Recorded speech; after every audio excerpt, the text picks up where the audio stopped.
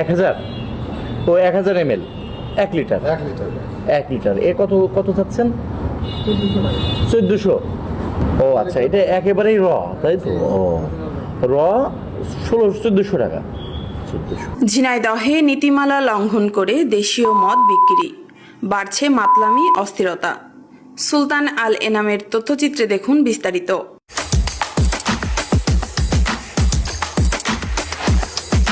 ঝিনাইদহ শহরের পুরাতন হাটখোলায় একমাত্র অনুমোদিত দেশীয় মদের ডিপোতে নিয়মনীতি ভঙ্গ করে প্রকাশ্যে চলছে মদের রমরমা ব্যবসা। অ্যালকোহল নিয়ন্ত্রণ বিধিমালা 2022 অনুযায়ী মদ ক্রয়ের জন্য পারমিট বাধ্যতামূলক হলেও সেই নিয়ম মানা হচ্ছে না।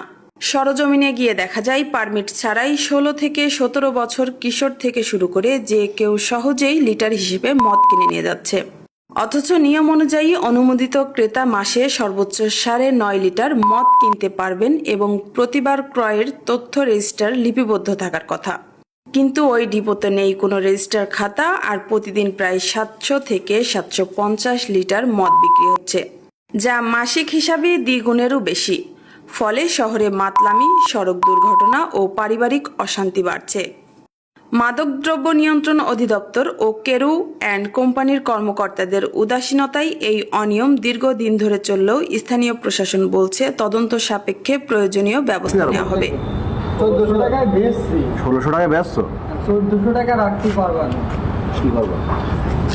1400 একটু বেশি হয়ে যাচ্ছে না? আপনি বাইরে যাচাই বাছাই করতে পারেন।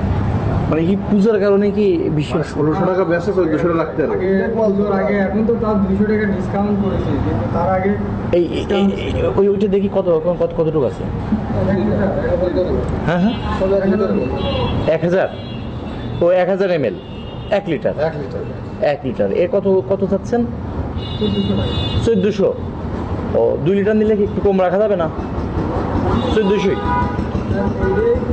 আপনার এটা তো এটা একবারে 5 লিটার খেলে 5 লিটার হবে। ও আচ্ছা, এটা একেবারেই র, তাই তো? ও র 1400 টাকা।